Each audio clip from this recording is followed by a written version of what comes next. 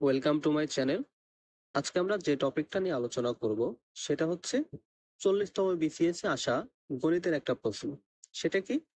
এখানে দেওয়া আছে যে একটা দ্বিঘাত সমীকরণে মূলদয়ের প্রকৃতি কেমন। এটার দ্বারা আসলে কি বোঝাচ্ছে? এটার দ্বারা বোঝাচ্ছে আমরা যদি এক্স এর মান বের করি তাহলে এই মানগুলো কিভাবে আসবে, অর্থাৎ এই মানটা বাস্তব হবে নাকি অবাস্তব হবে, নাকি সমান হবে না পূর্ণবর্গ হবে, এই জিনিসগুলো বোঝাচ্ছে হচ্ছে প্রকৃতি।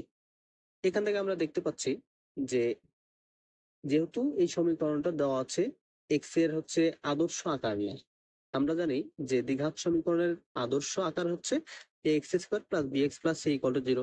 তাহলে এক্স এর মানটা কি হয়?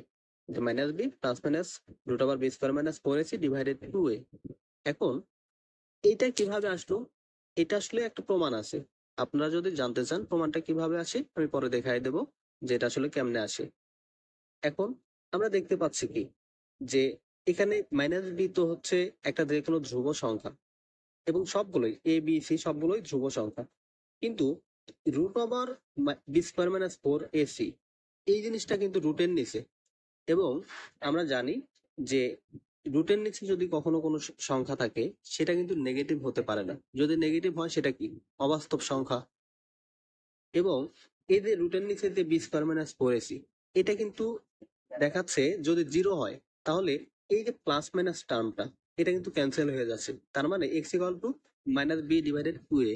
অর্থাৎ আমরা দেখতেছি যে এক্স এর একটাই মাত্র মান। কিন্তু এটা কিভাবে হলো? এক্স এর যেহেতু ঘাত দুই, তার মানে আমাদের তো দুইটা মান পাওয়ার কথা ছিল, তাহলে একটা মান আমরা কিভাবে পেলাম?